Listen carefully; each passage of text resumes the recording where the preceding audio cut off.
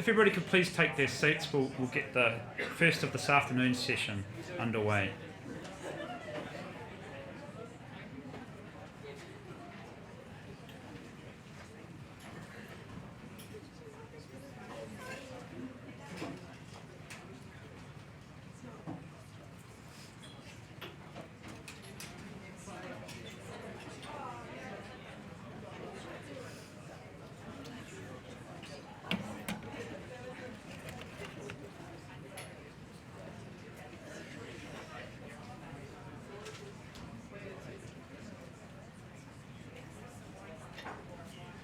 Kia ora, ko Sean Hendy aho.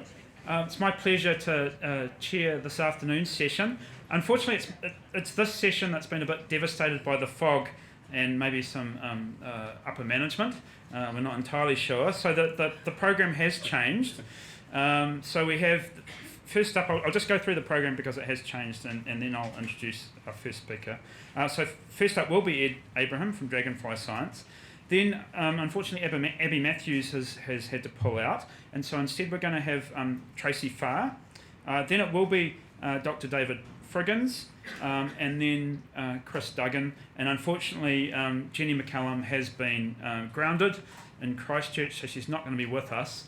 And I understand we're not going to be able to put a video link through to her. So we're just going to have 4 speakers in this session, which will bring us up to time. So the first speaker this afternoon is Dr. Ed Abraham. He's from Dragonfly Data Science, and he's going to tell us about growing your own science organisation. Over to you, Ed. Kia ora Sean, kia ora koutou. I'm Edward Abraham, and I'm not really going to tell you how to solve this problem, but I'm going to encourage you to give it a go. That's the main message, I guess. If you're working in science and you're in a big institution and you feel like that's going to be the rest of your life, then you might have options. And I was in that situation some time ago now. I was working at NIWA. I'd had the same office for 10 years. It's at a greater point, it's like a concrete bunker, basically.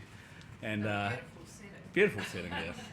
And I realised that 10 years was about a quarter of 40. And if I didn't do something, I was going to be in that office for the rest of my life. So, and I kind of looked around what was happening, and there were some examples of other people who had busted out and done different things, and I found that quite inspiring. So that's I'm just going to tell you some anecdotes today, basically. But the idea is that hopefully that is inspiring to someone else. So I'm just going to tell you a little bit about myself, a bit of background.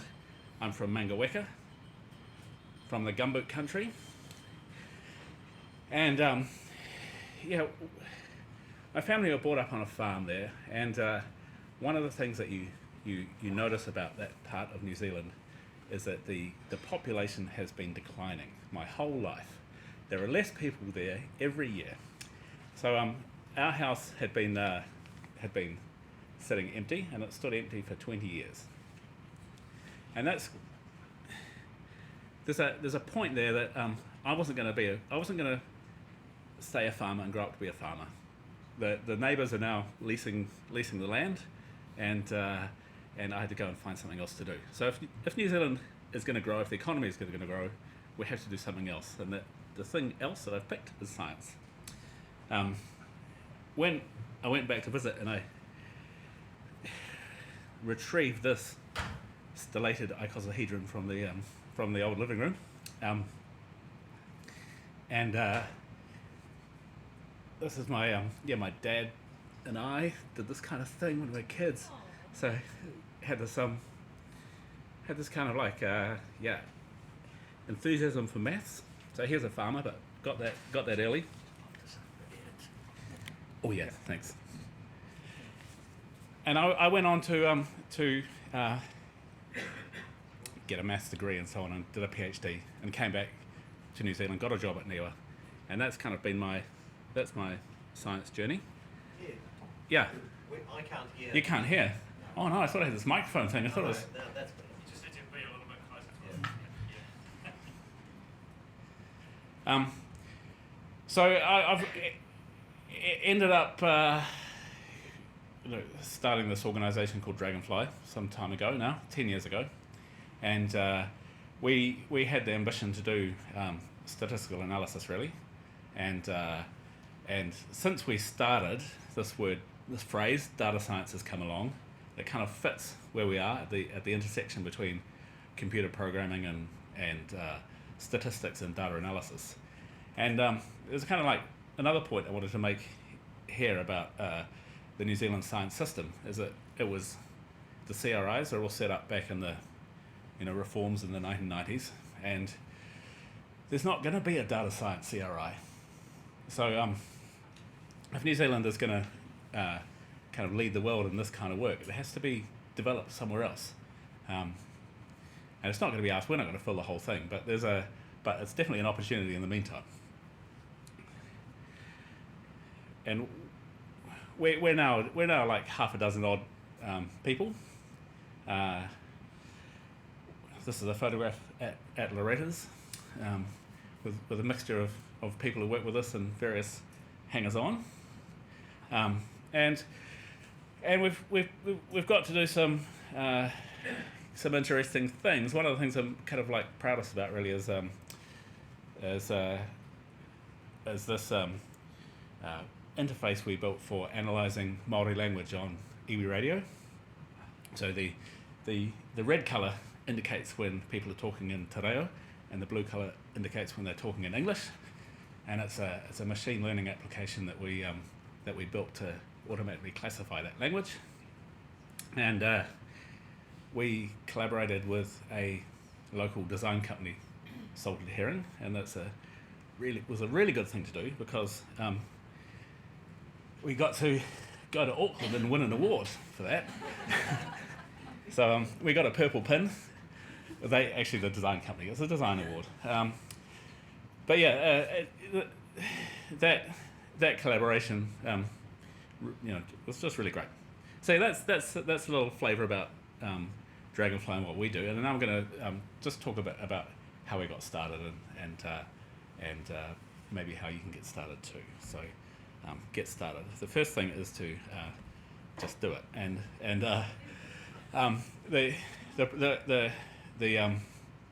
your life is going to look like this for a little bit.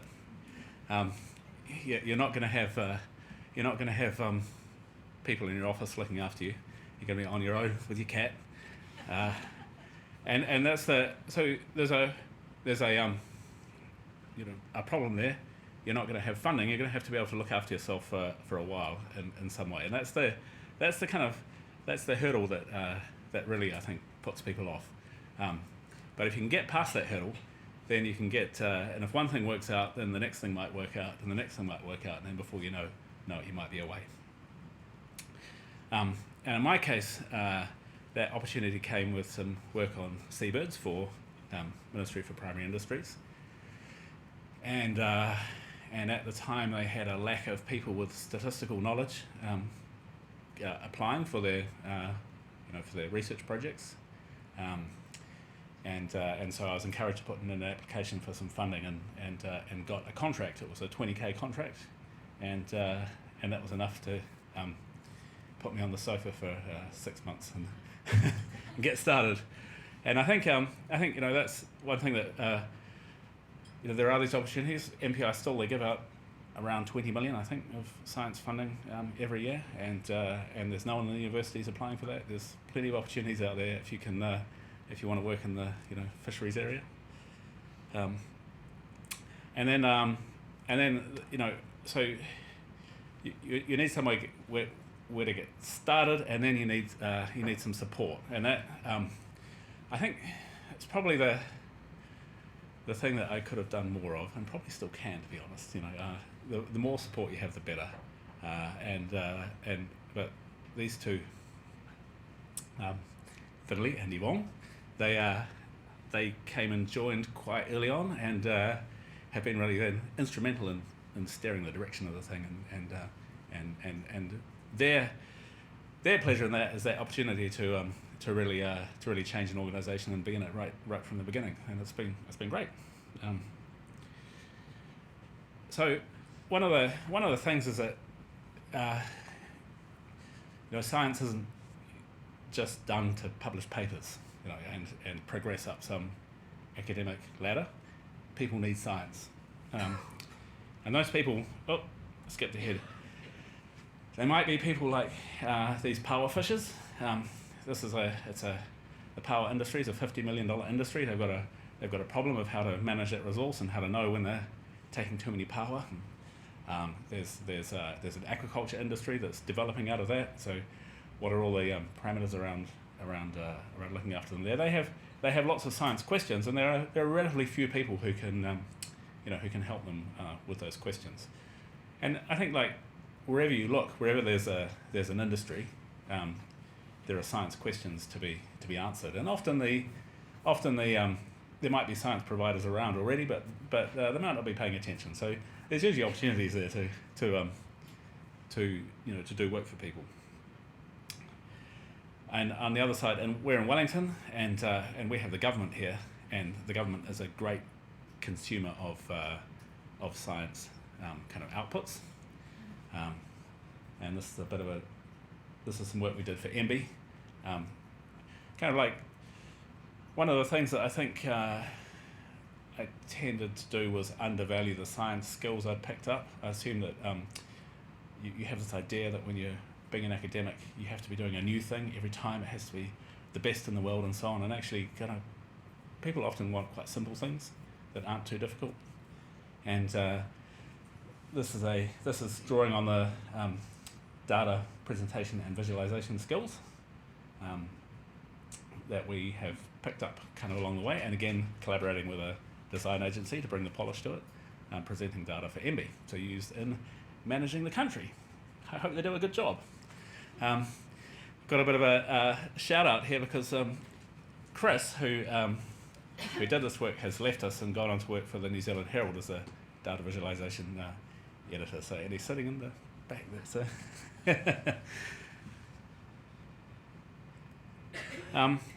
and then you'll start growing up, and that at the moment really means that you'll start. You realise that this little project that you have, a whole lot of people will be dependent on it, and that's an awesome thing. Phil came back to New Zealand from the US, and he's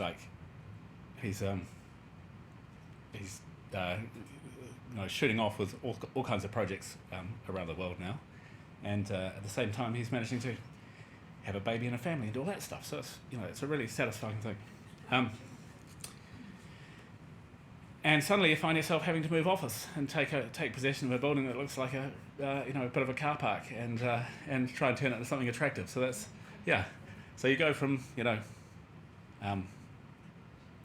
cat on the sofa to office refit ups, and suddenly you have like a whole lot of people. This is a field team doing shelter sampling that Project Katrin was managing, and I got to go along and meet a whole lot of people that I didn't know working for us. I don't know who are all these people.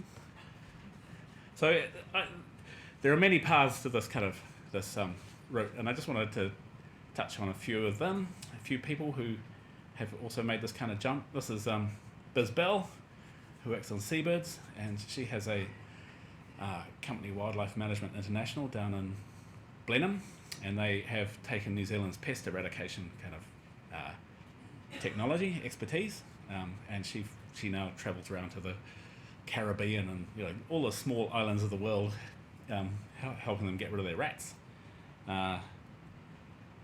This is Chris. He came to us from postdoc in Saudi Arabia, physical chemistry through to data visualization, through to us, now onto the New Zealand Herald. And this is a friend, Brett, who has he was he's one of those people who was an inspiration for me when I was younger, and he had gone to university. We went to university together, and he left and went on to do computer programming. And then after about 10 years of that, he was bored with that, and he started pursuing evolutionary biology in a really hard out academic philosophical way. and travelled off around the world. And now at 50, he's sort of realising that he actually needs a job that gets an income, because he's having delayed the academic career. He's on a postdoc salary. It wasn't that great, so he's just started working at Xero in their machine learning team, which is developing. So that's all I really wanted to say, that there are many pathways, and just go and take one of them. Yeah.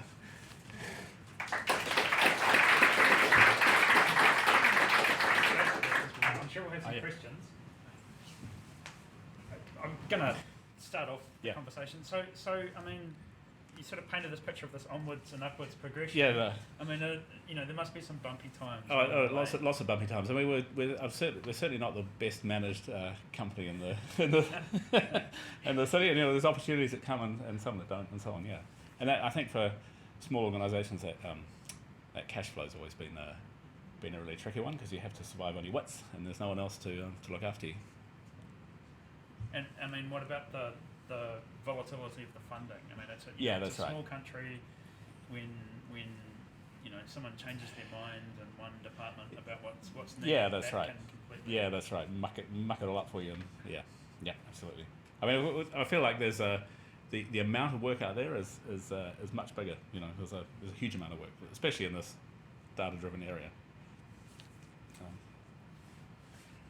I was saying, in the current light of the environment and things, would you have preferred to have started with a dog rather than a cat? But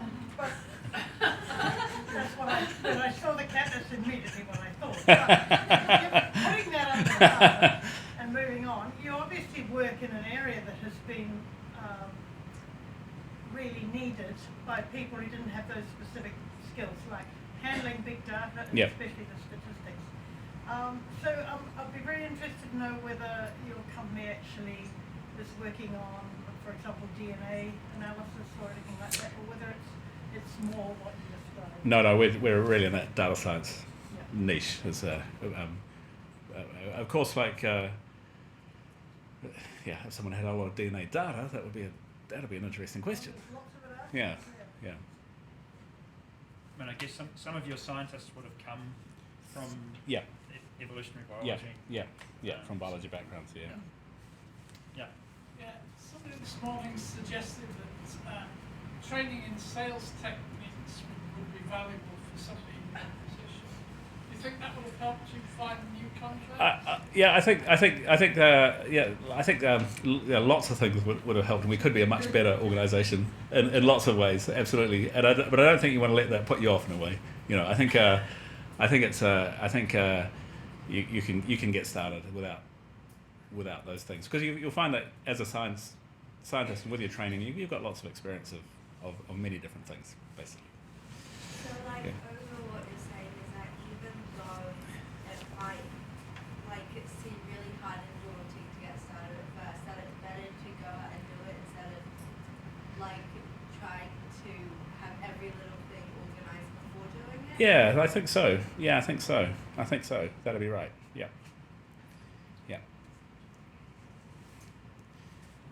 We're into networks a lot in terms of the way we think now, and one of the things I've often wondered with small organizations is, would it be better to think about setting up little compartments and then having a bigger consortia? And I actually do see some consultants, science organizations starting to form up at the bottom of the South Island doing that. Yeah, it's interesting. We have some. I've talked about Salted Herring, the design agency, and we have the kind of strongest working relationships where the skills are complementary, and it's but not so much in our own direct area. I guess even though we're small, we're doing quite a few different things ourselves, and that goes back to the question about being a better organisation. Maybe focusing on a core thing. That's a discussion that we have, but scientists aren't very good at that. Okay, thanks very much, Ed.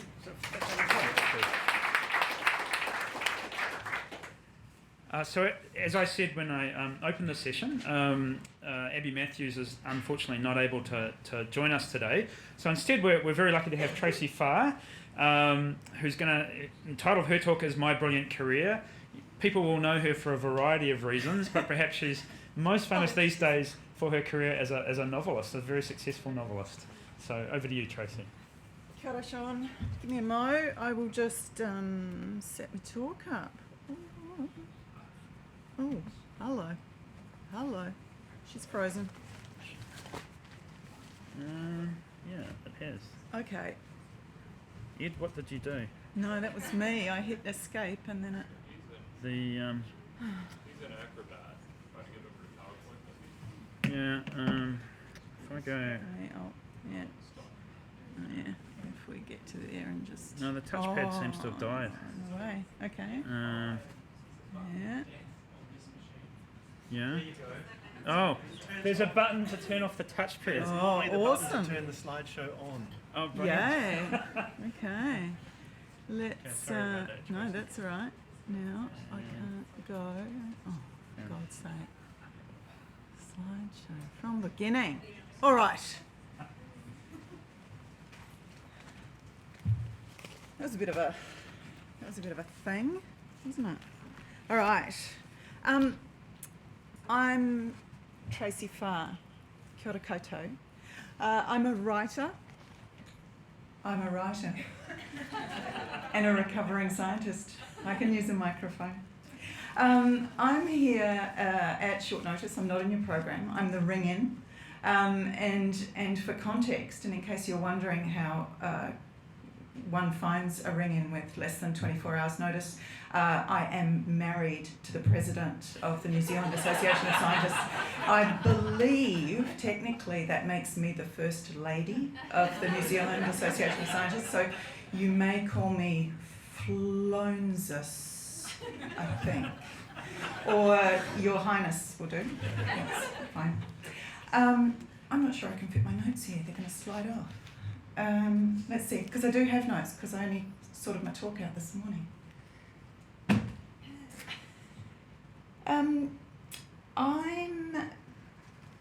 going to talk to you about, I'm going to walk you through my brilliant career in writing and science. And I'm going to start with Stella Miles Franklin's novel, My Brilliant Career, and she's given me the title of my talk. This novel is an Australian classic. It was published in 1901, and it's the story of a young woman, Sibylla, who dreams of becoming a writer. I was in, sorry, it's really awkward. I hate reading notes, but needs must. I was in my final year of high school in 1979 when this film adaptation came out. I don't know how popular it was here in New Zealand, but in Australia it was absolutely huge. I think I was equally in love with Judy Davis and with Sam Neill, the two young lead actors, and who could resist having a cup of tea or a pillow fight with a young Sam Neill, eh? I mean, like Judy Davis's Sibylla in the film, as a teenager I was a keen reader and writer. I was solitary, I was proud and willful and not very nice to be around a lot of the time. And I was determined to have a career. Unlike Sibylla and her creator, Stella Miles Franklin, who both of them published their novels in their late teens, the fictional Sibylla, the real Stella Miles Franklin, I would have a nearly 30-year career in science before I managed to publish my first novel and launch my brilliant second career as a writer at age 51. So I'd like to run you quickly through how I moved from misanthropic, indoorsy, teenage wannabe writer in the suburbs of Perth to, via 15 odd years working in biomedical labs, to neoprene-clad New Zealander foraging for seaweed at Niwa, another Niwa escapee, and how I nurtured my writing habit along the way and finally stepped away from science to focus on my writing. And I'd like to talk about how I've never really left science behind, and it finds its way into my writing whether I want it to or not. And I'll also talk about the strange and delightful ways that fact and fiction blur, and how I often seem to make a space for myself in fiction at the boundary between fact and fiction. So, let me give you a quick romp through my education and employment, as fabulous and brilliant as it is. My brilliant career in science from around 1980, when I started a science degree out of high school, to 2011. It encompasses, you can see the list, it encompasses a science degree and an arts degree, but not a postgraduate degree in science. And I worked in universities, in CRIs and other research institutions, in service labs, so a sequencing lab at UBC in Vancouver, and a state health biomedical lab, museums. I worked at Te Papa for a few years. So I was all over the sector, if you like, and I worked as a research assistant, a research officer, a lab manager, a scientist, so in various different sort of levels of research. I was at university and I started my working life in the 1980s, or the dark ages, when you could have a research career of a sort without a postgraduate degree. You could, people did. I was always on the verge of committing to postgrad study, but then I'd get distracted by work, by travel, by study in the arts. But there was always work, I found, and the work was good. And I was a details person, a project person, and never that big picture, kind of broad scope person. I had success of a sort. I headed projects. I worked for the last half dozen or so years in science as a scientist. If you look at my profile in ResearchGate, I've got 3 dozen peer-reviewed papers and an H index of 19. But in 2011, I hit the wall. Without a doctorate, I found that I had all the responsibility, applying for funding and heading projects and so on. But outside my own very, very supportive and encouraging science team, I lacked authority or recognition or the ability to go any further. And while I was working really hard in science, I was finding it challenging to make the time for my writing.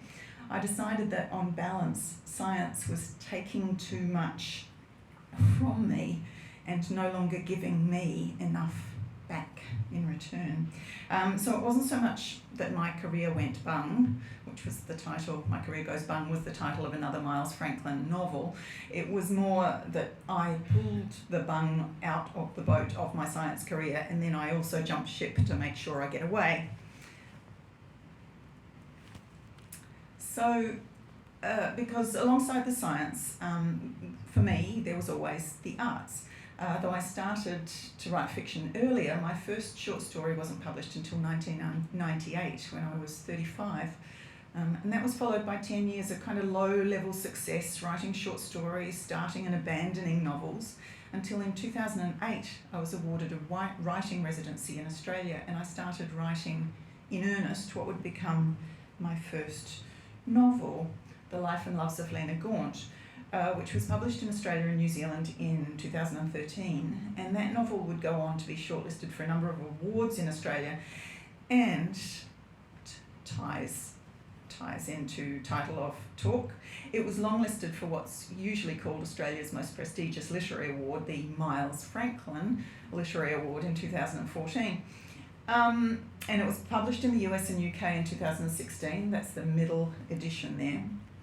And I built on that success, and I drew on my experience in writing science funding applications to successfully apply for Creative New Zealand Arts funding in 2014-15, which enabled me to take leave from my day job at Royal Society Te Aoparangi, and finish my second novel, The Hope Fault, which came out a couple of months ago.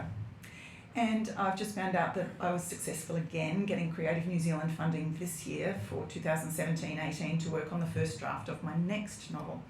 So over the last 2 or 3 years or so particularly, I've been able to shift my focus and my time and energy more and more to writing, including the business of writing and supporting my writing career, and less on a day job. So I'd like to spend the rest of my talk talking about my new career as a writer and just touch on some of the ways that my background in science leaks into that and sort of colours it and flavours it and you could say taints it. It seems to me ineradicable and inescapable. I introduced myself in my title slide as a recovering scientist, which is a phrase I like to use. It seems to me that you can never really leave science behind once you have it as a habit. It's a bit like an addiction in the sense that you're never an ex-addict, you're a recovering addict. And I feel a bit the same way about science. There's always the chance that I might fall off the wagon and slip back into old habits.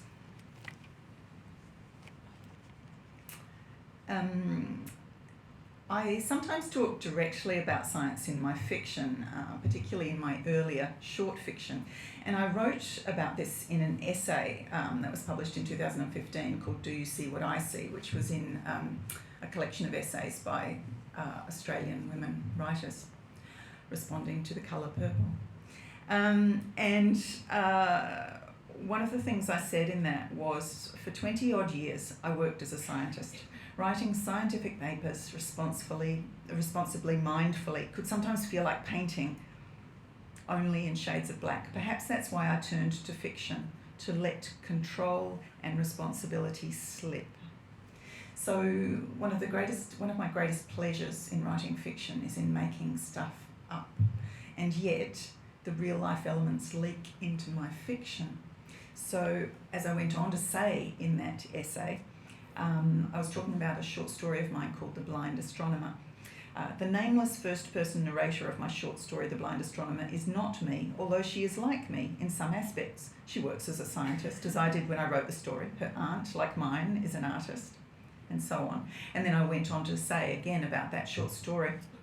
The 2-day hangover was mine in real life, but the real life conference in the Northern Hemisphere summer of 1993 had plant biology, not astronomy, as its subject, and home for me then was Vancouver, not the New Zealand of the story, and so on. Now, I raise this because, as I said, one of my greatest pleasures in writing fiction is making stuff up. But I seem to... my fiction is often received as fact, and a case in point was this story, The Blind Astronomer. I go on to describe in that essay how my story was cited in an essay as fact, in a scientific paper as fact. So in the 2010 paper E-Accessible Astronomy Resources, which was about making databases and other online resources more accessible for physically challenged, their words, astronomers, the paper discussed results from a study carried out at the University of Helsinki and concluded with this paragraph quoting my fiction as fact. You can read the quote there, but we cannot expect that she or he is willing to give up practicing science. In her essay, The Blind Astronomer, Farr, 2002, the New Zealand astronomer, Tracy Farr, eloquently describes the changes brought by the gradual loss of her vision, With a different approach to looking at the research data, she can continue to access the universe. And it goes on to quote a big long paragraph from my story as essay. So I was kind of delighted when I found that. It was it gave me quite a thrill. But it seems to be the response that my fiction gets.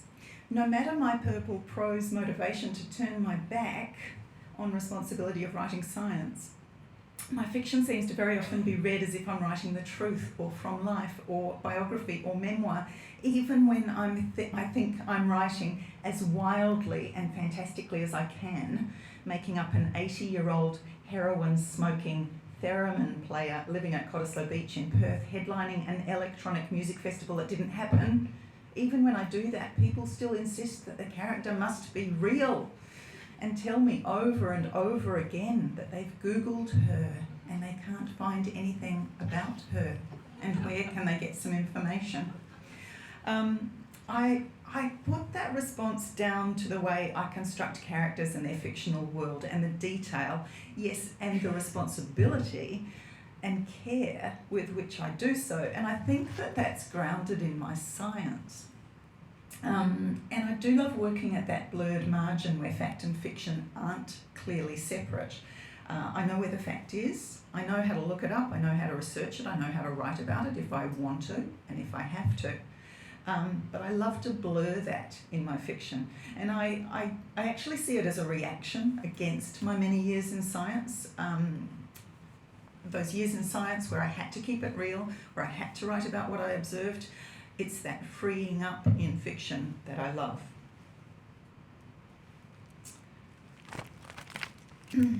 So working at that blurred margin, one day as part of my job here at Royal Society Te Aoparangi, in this very building, I came upon a New Zealand Geological Survey bulletin called The Hope Fault, a strike-slip fault in New Zealand, written in 1971, and it completely hijacked the novel I was writing at the time, back in 2012. It even took over the title, which the working title at the time was Indigo. The novel, as it was published a few months ago, is called The Hope Fault.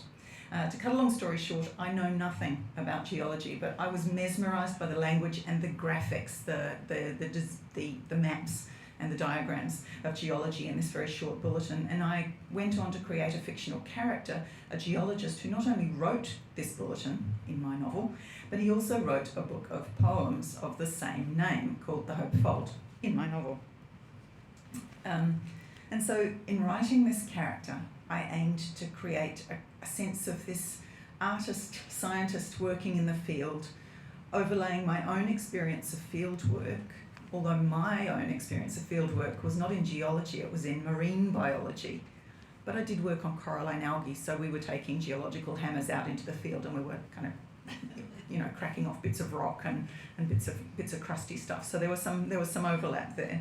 And so I overlaid my experience onto my very, very limited understanding of geology and trying to make it believable. And so I'd like to give you a little taste of that. If we've got, how are we going for time? Got about 4 minutes. So. Yeah, okay, I'll leak into my question time, do a really, really quick reading of the geological bit of Hope. Just to show you what's on the screen there, though, that's one of the poems that my character wrote. I wrote. That's from the Hope Fault Geological Bulletin. That's a map. That's me stitching maps as I was trying to work out what the hell I was going to do with them, and me pointing to maps.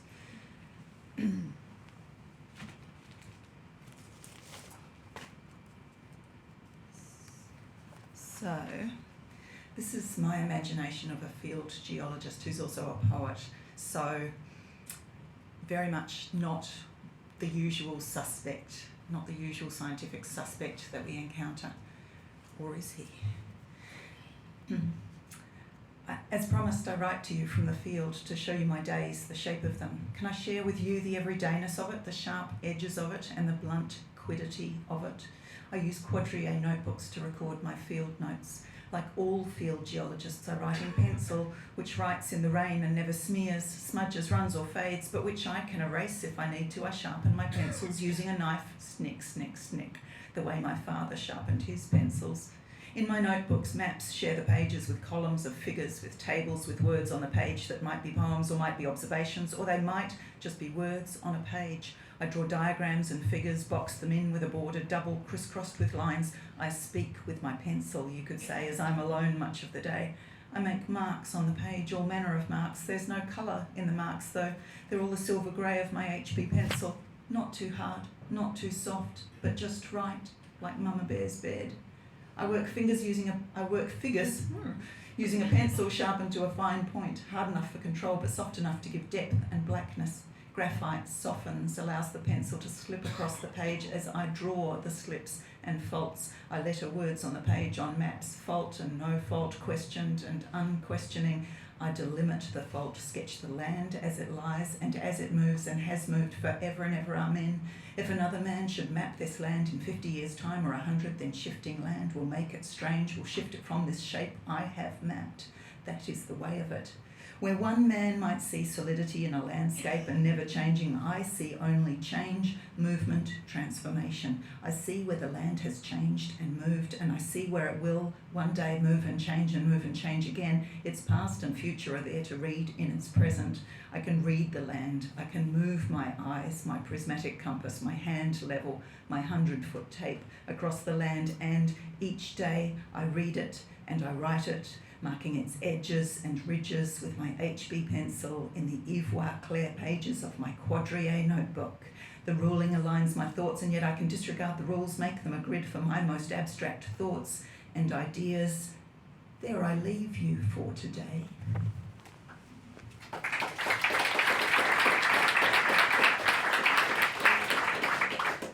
And you haven't completely used up your time for questions. That was strategy. That was. So do we have some questions for Tracy?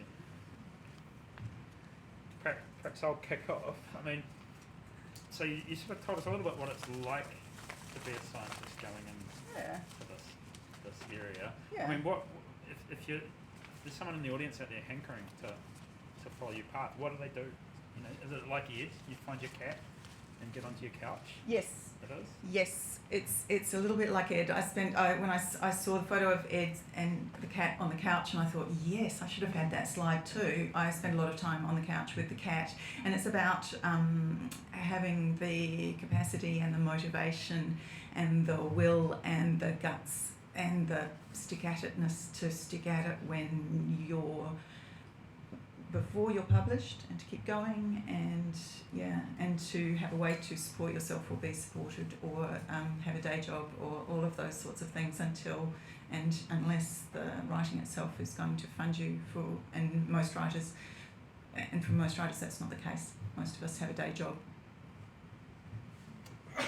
Any other questions? Mike?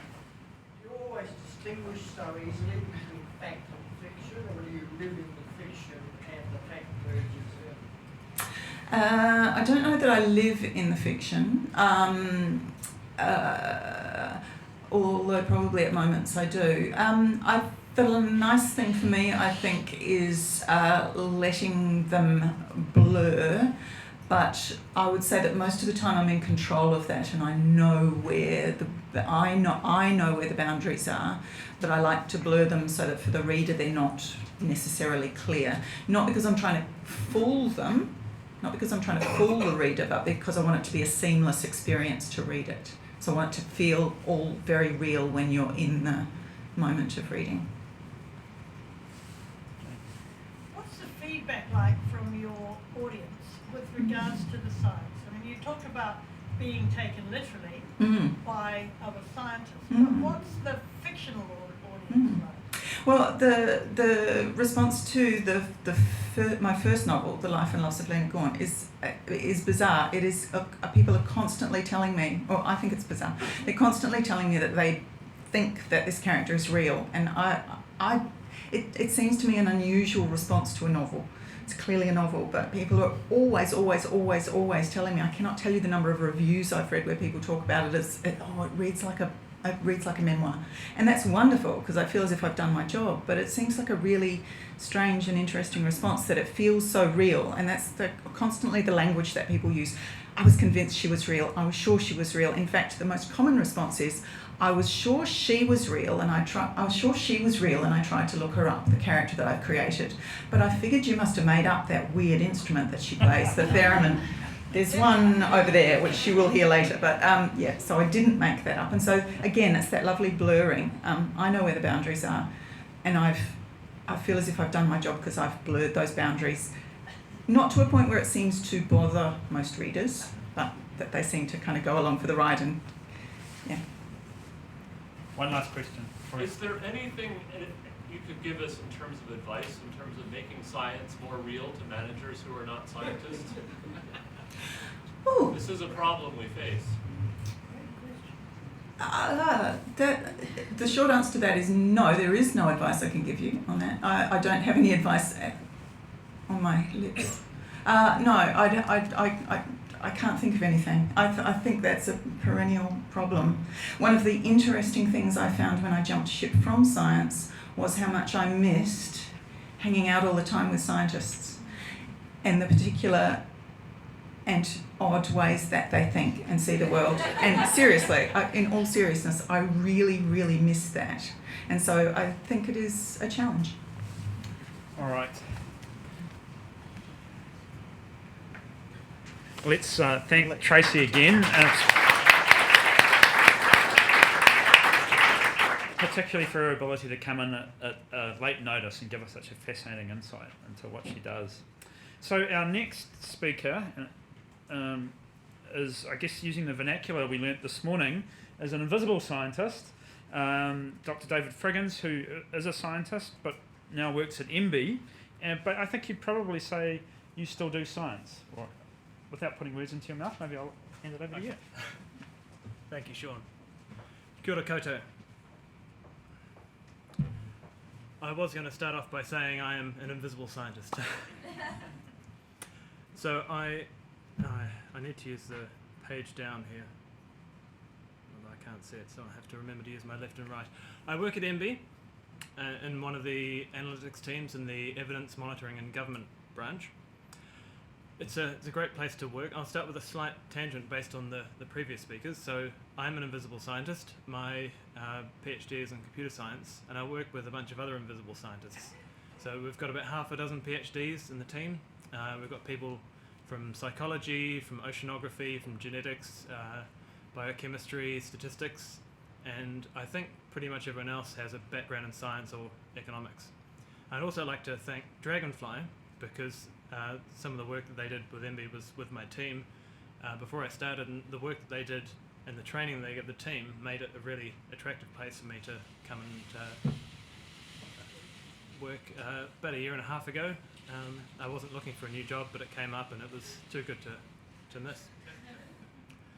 So my team's quite large. We cover a number of areas, one of which is science and innovation. That's where I mostly work, and a lot of the work we do there can come under the mantle of scientometrics. So that's the process of measuring and analysing science. So we read papers in journals like the one called Scientometrics to help inform what we do. That we have data on funding and grants, on patents, on scientific articles and so forth that we use to help inform policy and investment and the wider public in the sector. That's that last one, scientific articles, that I'd like to focus on today. It's a field called bibliometrics, and as many of you will know, scientific research is usually published in scientific articles, and the authors will give their institutional affiliations. So this gives you the opportunity to contact them if you want, but it also means that if you have a database full of metadata about publications, you can infer interesting things about the science sector and what's going on. Very simply, you can see how many publications are being produced from a particular country or institution or researcher, and by looking at the co-authorships, you can find out something about the collaboration. So this paper here about the Darfield earthquake is an example of collaboration between the University of Canterbury and the Crown Research Institute GNS Science. Also an example of international collaboration between New Zealand and the United States. It might seem that you could get this great big database full of the data that comes from the publications and you can be rip-roaring away, but things are never quite so straightforward. There are lots of different ways that you can write an organisation's name, and people can misspell the organisations. You might think that no one would misspell their own organisation's names, but it does happen, and also people misspell their collaborators' names. So this is a simple example, 6 different names, and that's fairly straightforward for a human being to interpret and figure out that there are 2 different institutions there and which ones the 6 are apportioned to. But it's pretty challenging to write some sort of algorithmic approach that can handle this in a general case. Gets even more tricky when you have departments and more detailed addresses. So in this case, these are 2 different institutions. You've got Ag Research, which is on the Massey campus, and you've got another institute within Massey. So you kind of need some human knowledge to know that those are different. There are two main databases of bibliometric information. There's Web of Science from Clarivate Analytics, and there's Scopus from Elsevier. At MB, we subscribe to Scopus. That's what we're using. And the way that they deal with this is that they've got a mostly automated process that goes and groups these completely free-form text fields and puts them into affiliations and gives them unique IDs. It's pretty good. It doesn't do too many bad things, but it's conservative, which is what you want. So you end up with multiple IDs, particularly for the larger institutions. So it's hard if you're going to scopus.com or you've got access to the raw data, if you can find enough money, to try and get a feel of what's happening in individual institutions, because they're all spread out. So at MB, we've put a bit of time into trying to group the New Zealand organisations' affiliations together so that we can identify all the papers from particular organisations and to give them a classification into sectors, so it gives us a bit more of an idea of what's going on. I'd like to say quick thanks to Salman Arif, who's a PhD student at the University of Auckland, who spent some time with us over the summer, and he helped us with this and some other work that I'll touch on later. So with the theme of the conference being beyond the usual suspects, I thought it would be interesting to use this to have a look beyond. So if we take a tree map to share out New Zealand's publications by their affiliations over the last 5 years that we have the data for, about 3/4 came from the universities, a little under 10% from the Crown Research Institutes, and there's 15 to 20% other. So my background is within universities, so I'm more familiar with that, becoming a bit more with CRIs, but it's still a bit murky to me about that other part of the sector. So I'd like to lift the lid and poke about and find out a few things. Before I go any further, Peter Falk would just like me to say a couple of quick things. I was going to note this is a fairly superficial poke around in the data of which we've got ongoing work to improve. But it's also important to note that whilst Scopus is a fairly comprehensive bibliometric database, it doesn't cover 100% of all the scientific articles out there.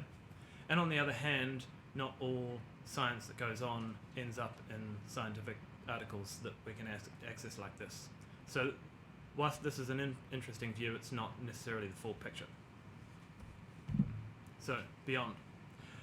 As I said, somewhat superficial, but the three main questions I had in my head going along were: how many organisations are there, what fields are they researching, and how are they collaborating?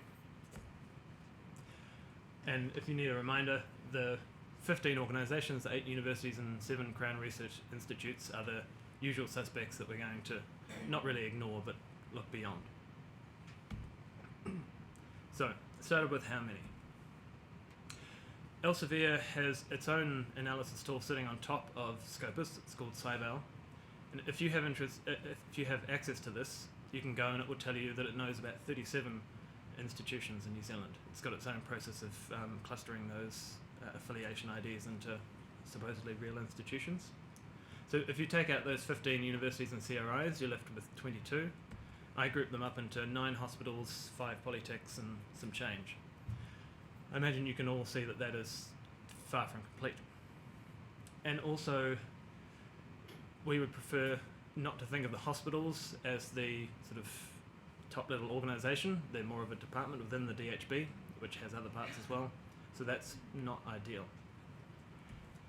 So from the data that we've put together, we've found there's quite a lot more organisations out there. Even within higher education, including the 8 universities, there are 70 that we've classified as being in higher education, nearly 200 under various forms of government, and over 1,500 private organisations. As you might expect, there's quite a long tail. So down the end, the number of there's over 900 organisations that have produced one scientific article indexed by Scopus in this 5-year period. and there's a few hundred that have only produced 2 or 3 and so forth. So it's interesting that there's all this sort of detail out there that we don't normally see when we're focusing on the universities and the CRIs. If you jump up the other end, look at the top 20. May not be a surprise that the DHBs produce quite a lot of research. You've got Polytechs, some independent research organisations, Scienter, Te Papa, Dairy NZ. Callaghan Innovation up there in number 3 is a bit murky in our classification, if that's the right word, because Callaghan is not a CRI, but it transitioned from IRL, which was a CRI during this period, so that includes some of IRL's CRI work. So if we go back and make a tree map, taking out the universities and CRIs, that's how it lands out. This is sharing out New Zealand's publications again over 5 years. The DHBs form the biggest group there. You can see central government, local government, and a little amount of schools down the bottom. Polytechs, centres of research excellence. I take that with, well, more than a grain of salt, quite a dash of salt, because Scopus doesn't really handle the affiliations of cores that well at the moment. And there's still some scope for us to classify private organisations a bit better. There's quite a lot of uncategorised ones. It's a little bit disappointing there's that sizable chunk down the bottom that's other or uncategorised, which includes independent researchers, but a few organisations that we couldn't classify, and other cases where the data was corrupted, so we couldn't figure out what organisation it was at all. I wanted to get a feel of how the research in the different sectors differed from overall New Zealand research. Couldn't get too deep, but one of the obvious things is that district health boards produce a lot of medical research. So those are the 27 fields in the All Science Journal classification that Scopus uses. The black dots represent the percentage of New Zealand's research that fall into each of the fields, and the red dots the proportion of the district health boards. So about 80% versus just over 20% overall for New Zealand. It's a bit frustrating because these classifications are at the level of journals rather than individual articles, so it's quite coarse and there's a lot of imprecision in the data. So one thing that we're looking at doing in the future is trying to get a classification down at the publication level, the article level, and that will give us a much better picture.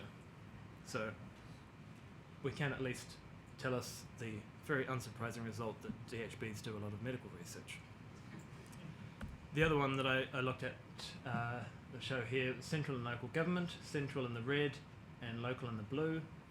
So they do a lot more in agricultural and biological sciences and environmental science than in general across New Zealand. A lot of the other areas, I think there are differences, but there's too much noise with the classification. Collaboration. So with that co-authorship, we can see collaboration within New Zealand and internationally. First, I looked to compare the two types of collaboration. So on this axis, you've got collaboration within New Zealand, internationally on the vertical axis. So everything on this side of the diagonal line, there's more research, more collaboration within New Zealand. I found it quite interesting, even looking at the CRIs and universities, that they do more international collaboration than national collaboration, which on reflection is not too surprising, and they collaborate a lot with other universities, and there are a lot more universities overseas than in New Zealand. It's about double the rate of international versus domestic, and then if you look at, say, central and local government, they're about double the rate of New Zealand collaboration versus international. I found it quite interesting to see that the rates of collaboration within New Zealand were so high within central local government, schools, even though it's a small amount of research, independent research organisations, SOEs and so forth.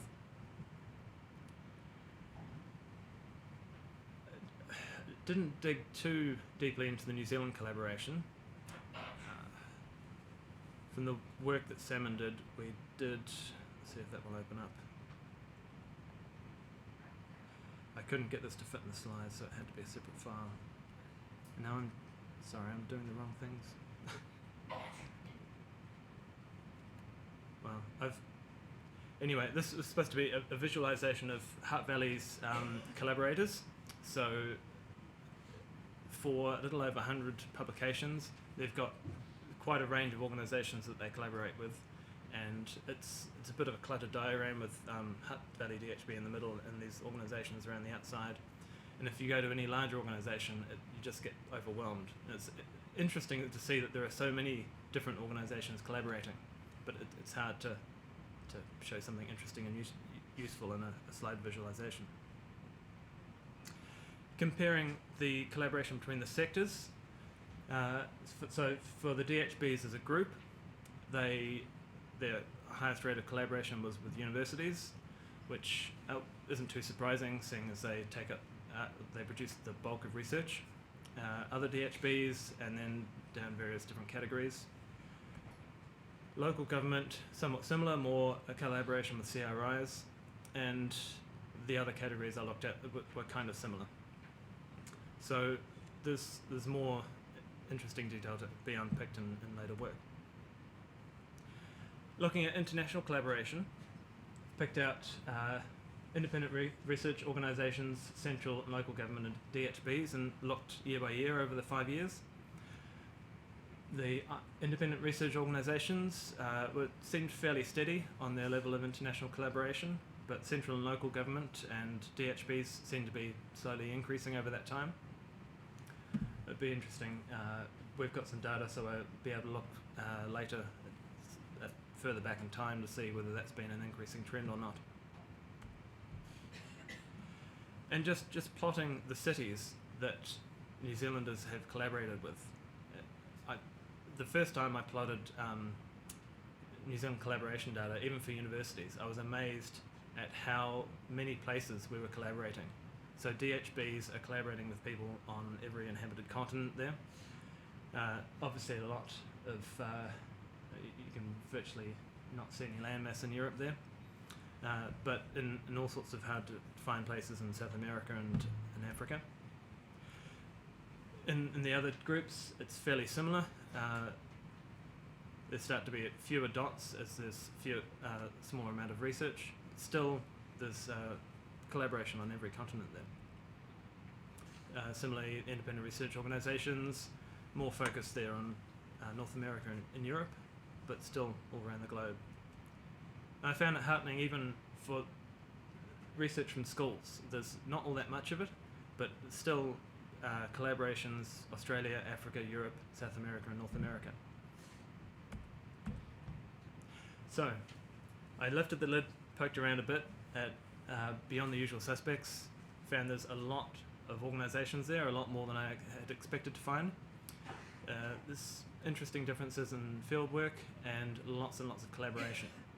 And we've got ongoing work to look at the at collaboration and classifying in more detail the fields, so we'll be able to have a more detailed picture in the future.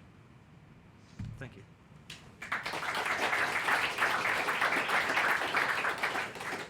Okay, questions. Perhaps I'll start. Okay.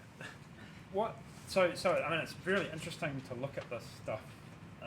What can it be used for? Like, what are your policy colleagues going to do with this information? Oh, I'm not sure if I can talk about what they're going to do before they talk about it. And this was just to have a bit of feel of the sector, but there's an increasing desire to look at the impact of research, which I didn't talk about here. So the number of citations in a more meaningful way than just high numbers and so forth. And also just like this, trying to get a better understanding of the sector. So I won't try and speak out of turn on things in the pipes. I'll put you on the spot there a bit.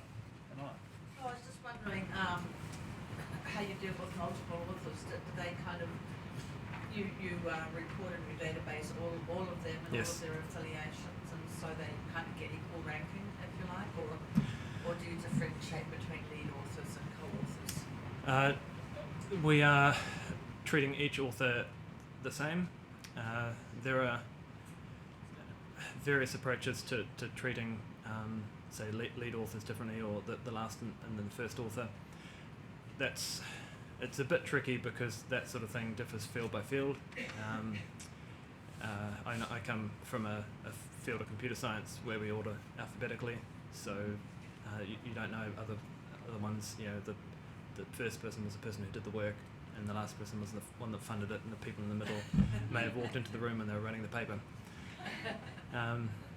So we have each author and we have each of their affiliations, and for doing this for doing this work, I treated each institution once. So if there were, say, 5 people from one university and one from say an IRO, I just counted the university once.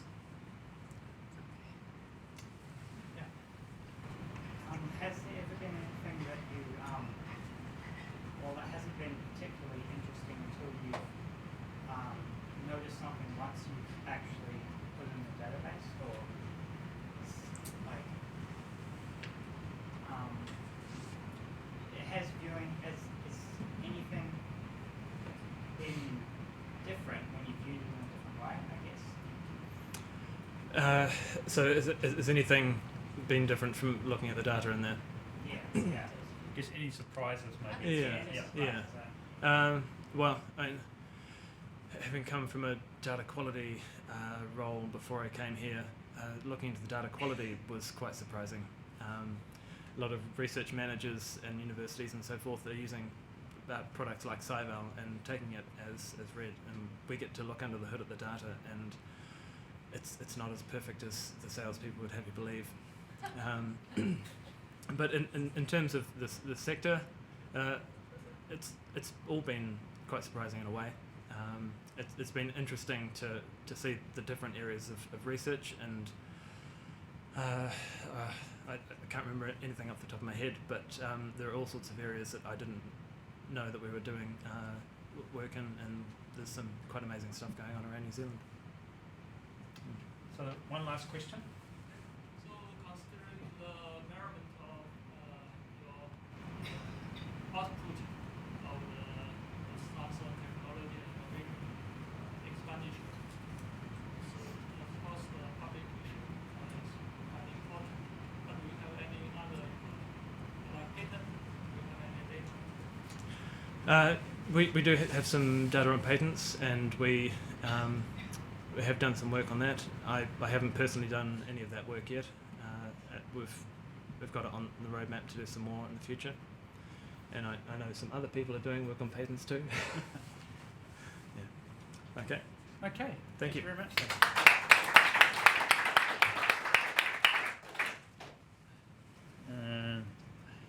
What's a good tip for escaping from your presentation? I couldn't do it, so. Oh, really? You normally escape to get out of full screen mode, but Yeah. this gives you escape to get to see all the slides. Okay, let's try. There we go. Okay, it's still running in the background. Okay, so our last speaker in this session is Chris Duggan from House of Science, and she's going to be telling us about science through the ages from 5 to 15. And do you have a presentation we need to load? I've called it Chris Duggan, helpfully. It was called NZAS on my computer. So let me just get that going. Thank you.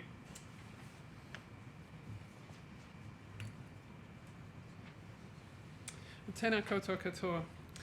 Ko maua te maunga, ko taranga te moana, ko KLM te waka, ko whare putaio tōku marae, ko Chris Duggan aho, nō reira, tēnā koutou, tēnā tātou katoa.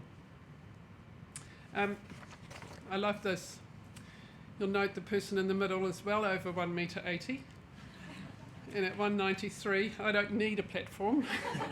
But that's obviously an image of me in my earlier, slimmer days. But beyond the usual suspects, referring back to Craig's original ecosystem, I feel a little bit like one of the circles outside the big circle. But of course that big circle can shift. And I stand here as a representative of science education. and especially a circle, I guess, that's feeding into, we hope, the whole ecosystem. I'm trying to find somewhere to put these silly notes as well. This is not a good lectern. Here we go. Okay, so promoting science in New Zealand is what gets me up in the morning, and I'd like to cover a few things, but basically I'm looking at a personal snapshot of my journey through the last sort of 30 years since I left school, maybe a little bit longer than 30, and especially focusing on the primary and secondary schools and what's happening in science there, and a little bit about my attempt to improve the status quo. I'm here wearing my House of Science hat, but I'm also the president of the New Zealand Association of Science Educators, but they don't keep an eye on what I put on slides, so you only see the House of Science logo up there. So in October 2015, the government launched New Zealand's first ever National Statement of Science Investment, which we've already heard a bit about today, and amongst other things, the plan aims to grow business expenditure on research and development, grow government's investment in science, further develop the cross-disciplinary national science challenges, and provide greater support to international collaborations. However, as this little screenshot from Immigration New Zealand shows, we've got a huge skill shortage in New Zealand, and in fact on this immediate skill shortage list there are 52 jobs, 33% or exactly a third of them are science related. And talking to my great ex-flatmate and friend Catherine down there, the manager, is that your role, of the McDermott Institute, she says she's having to advertise aggressively overseas to try and attract applicants for 30 PhD positions because we just can't attract New Zealanders to those. Hopefully she will get some Kiwis as well, but as you well know, we see a whole range of countries represented in our research institutes in New Zealand and struggle to attract top science graduates to these roles. So if 33% of these jobs on the skills shortage list require some science training, then that means that people who have that science training would have had to do science at secondary school, some form of science, at least to year 13. Now, science in secondary is perceived as hard by many of the students. It means that students tend to choose science because they have to, not because they want to. Generally, it's because it's linked to a direct career path that they see themselves in, as was talked about earlier, medical or veterinary or engineering.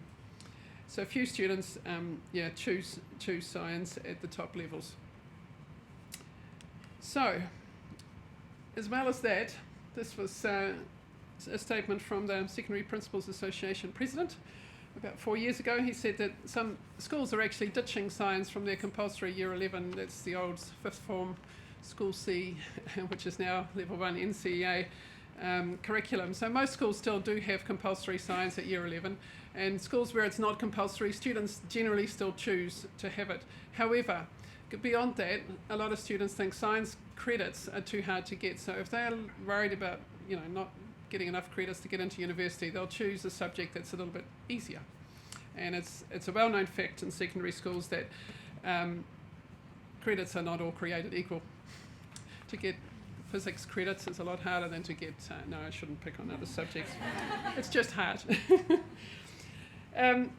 So I'm going to talk a little bit about my story. I spent 15 years in the classroom as a secondary teacher, some in a Decile 1 Māori, 80% Māori, co-ed school, and some of that time also as a head of science in a fairly large urban girls' college. And throughout that time, I had a really growing concern that there was so little science happening in primary schools. And the reason I say that is because the majority of the year 9s, third formers coming into my classes at the beginning of the year would say things like, "Miss, I've never had any science. I'm no good at science. I can't do science." And when you dig a bit deeper and ask why they say that, they say, "Well, we never had science at primary school, we just didn't do it." Oh, there was some science, but it was for those kids, the gifted and talented ones, or the geeky ones, as they would call them, on a Friday afternoon that'd be whisked away to a room out the back of the school, and it wasn't for the rest of us. Now, the result of that in a secondary school is that you then have to not only change their perception that science is really important and it's fun and it's everywhere, and regardless of whether you're going to be a vet or a doctor or an engineer, you need some science knowledge to be a good, well-rounded citizen, you also have to cover a whole lot of content that they should have had when they were at primary school. So that means you end up cramming quite a lot into your science lessons at high school, plus you're restricted as to what you can teach. And in most secondary schools, you'll find the year 9 and 10, so third and fourth form programs are just a watered down version of what they learn in year 11 to prepare them to pass NCA level 1 in year 11. So that means about, there's just so much science that you don't have time for in year 9 and 10 because you've got to get them through year 11. So you do electricity in year 10 because that's part of the year 11 assessments and so forth. So there's a real limit in the breadth of the curriculum being taught in our secondary schools. So what's actually happening in our primary schools? Sorry. Go, thank you. All right, so in our primary schools, as most of us know, teachers are not specialists, and that's okay. They're generalists. Some are better at some things than others. There'll be some sporty teachers, some arty teachers, and you hope some science teachers. They're also not well resourced when it comes to science equipment. And to deliver a meaningful science lesson is really, really hard in primary schools. They're up against it. In secondary, you've got science technicians, usually full-time, running around after all the science teachers, setting up experiments, cleaning up after them, buying stuff, collating it, just generally keeping tabs on all the equipment. In primary, there's no such thing. There's no science technician in a primary school. I went into one primary school and a teacher was holding a thermometer at a staff meeting, and I said, "What's that all about?" She says, "I've been looking for 2 weeks for the school set of 10 thermometers, and this is the only one I can find, and by crikey, I'm not letting go of it." So you can imagine where the other 9 are, somewhere buried in classrooms as well. So to even access the resources that are at a school can be a real barrier. The other thing is it doesn't seem to matter that they don't teach science. Now that's a big call, but there is no one checking whether they do or not, and if they do check, then there's no comeback if it's not done. Principals and boards of trustees get bulk funded thanks to Tomorrow Schools, and they have autonomy of spending. So it's up to them to decide how they spend their school resources. And because the only thing the government measures is reading, writing and maths, thanks to the national standards, and don't get me wrong, very important to make sure our kids are literate and numerate. Is that a word? That's where the resources go, and you can understand it because that's what the school gets measured against.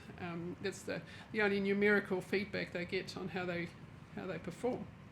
So in 2012, the Education Review Office focused on science in our primary and intermediate school, and their report in 2012 was that 73% of our primary and intermediate schools do not have an effective science program in place.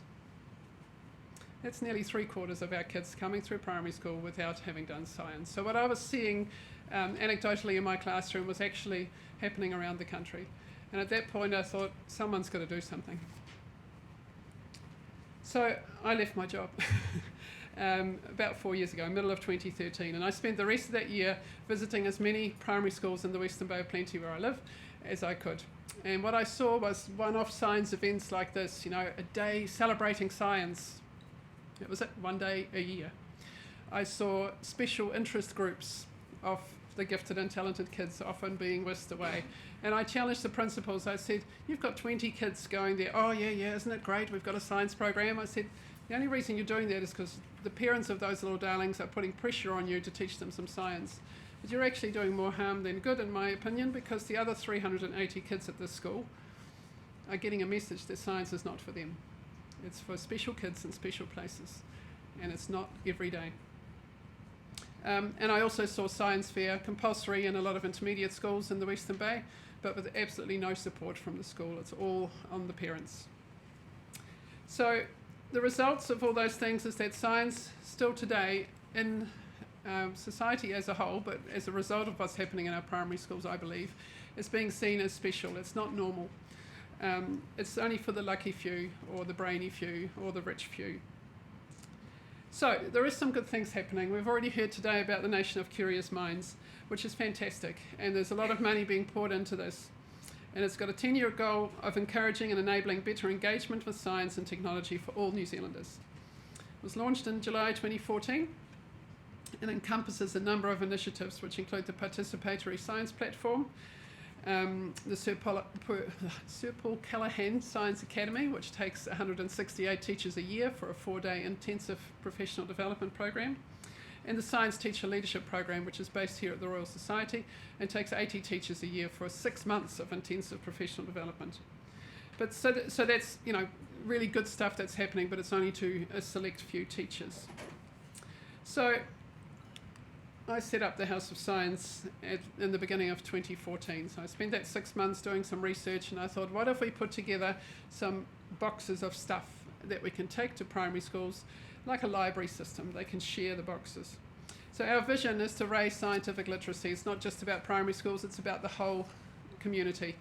And the way we achieve that is through our mission of resourcing and connecting the local science community.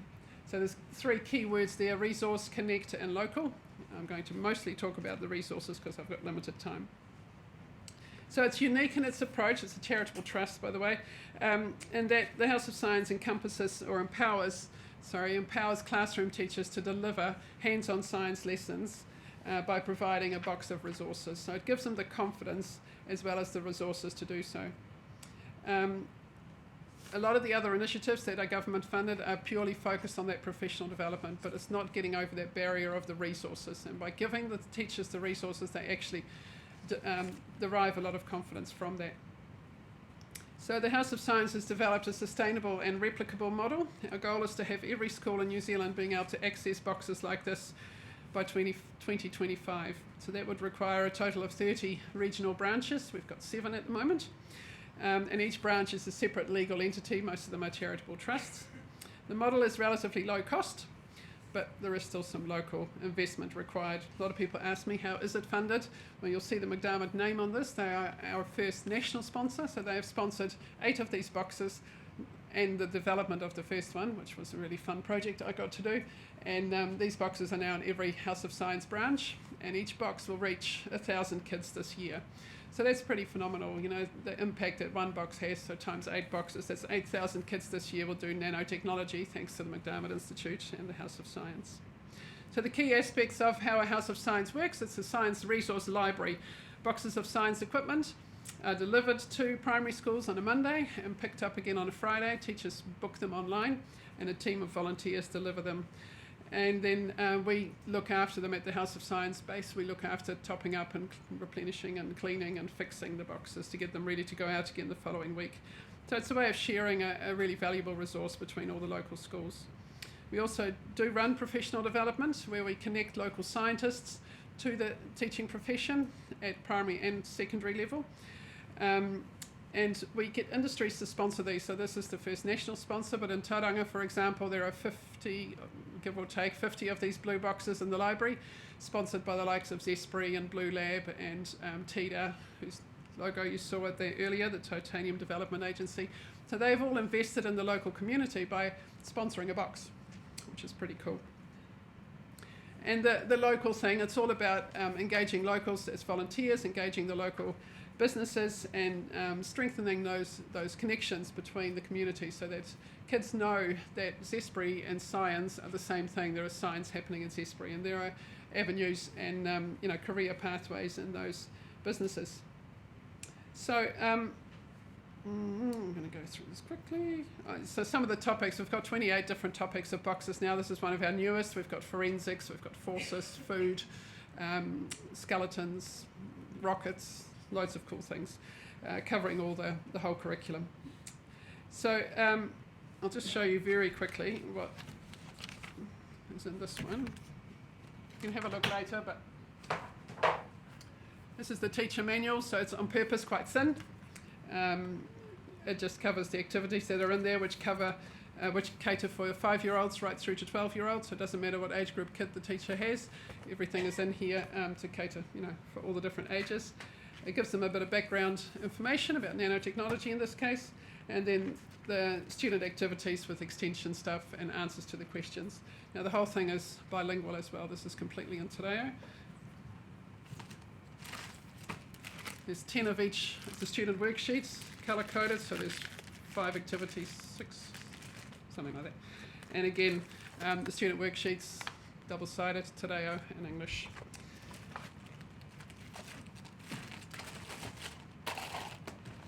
And then there's just everything the teacher needs in here to do the experiments. We even put a jug in this one because to make crystals you need hot water. And we know schools have hot water, but you don't want to send your 5-year-old to the staff room to get boiling water. So just put a jug in there, $20 from Briscoe's, and they can boil the water in their classroom. So you're welcome to have a look later. So we know what happened to the cat when it followed those inquisitive instincts. But for humans, the act of investigation, of exploration and discovery is crucial to our ongoing development and learning process. There are so many mysteries that are still unsolved, and we need the students of today to be able to think like a scientist, to be supported in their curiosity, and to understand the importance of finding answers to questions. If we want children to understand the world, then coming to understand science is critical. If we want our kids to be effective thinkers, then have them actively engaged with the concepts developed by you, the scientists. In other words, let's teach them to think like scientists. I just want to finish with a couple of stats. So this week, 100 boxes were delivered to primary schools in our 7 branches where we operate, give or take, that's an average, which means 180 teachers are being supported this week to run hands-on science lessons with their kids, and over 5,000 students are doing science as a result. Now, those numbers blow me away. That's just this week. So multiply that by 40 weeks of the year and you're talking 200,000 kids, and we're only just starting. We've been going 3 years, and we're looking to conquer the whole country. So, nō reira, tēnā koutou, tēnā koutou, tēnā tātou katoa. Thank you very much.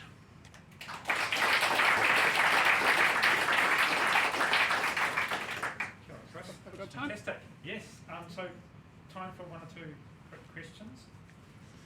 Are you focusing, like, starting off mainly focusing on, like, the lower decile schools and then working up, or is it just sort of wherever you can?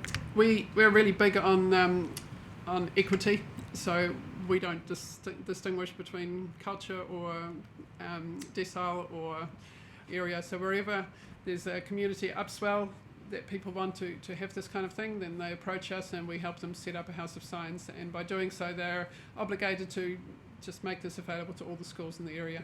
Schools pay a small membership fee, and that's again not determined by decile, it's just determined by how much they want to use the service. So the most the school will pay is $900 a year, and for that they get 3 boxes a week delivered on their doorstep, plus professional development for 30 teachers. It's awesome, but I'm also kind of horrified that it has to happen. I agree. And I feel like that's something that we should draw out.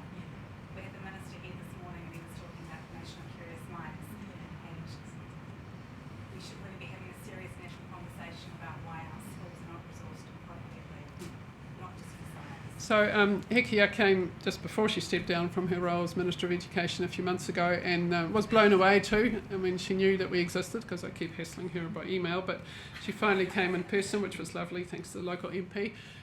Blown away, and her bottom line, I mean, it was a bit more complicated, but she basically said, keep up the good work. One last question. How much approximately would one of those boxes cost? And secondly, what can us as scientists do to become able to be part of or to support your work? Thank you. It wasn't really supposed to be a sales pitch, and I apologise. Well, we are a charity, so I don't really apologise much. But to develop a box from scratch is $7,500, so that's the research and development, and we can work with the organisation or do it on our own. We've got a lot of good, well, one good staff person who helps me. And then every box after that is $1,500. So McDermott have sponsored 8 boxes plus the development of the first box, and that's their commitment. But yes, if there's any other CRIs out there, I'm talking to ESR, and I just had a talk to Z Energy yesterday about their biofuels. And I'm hoping GNS will come on board soon. And there's plenty out there who really, I mean, for them to sponsor a box nationwide is a no-brainer. I know it's the 25th anniversary for the CRIs this year, and what better way to celebrate their link to the community than to help the House of Science. I'll be quiet now. All right, thank you very much.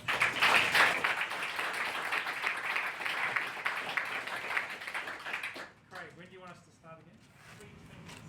3:20. Okay, well, let's break for coffee. I'd just like to say that my take home from this afternoon has been the importance of cats in science. I think included in almost everybody's talk. But what a fascinating and inspiring session. Thank you to all the speakers.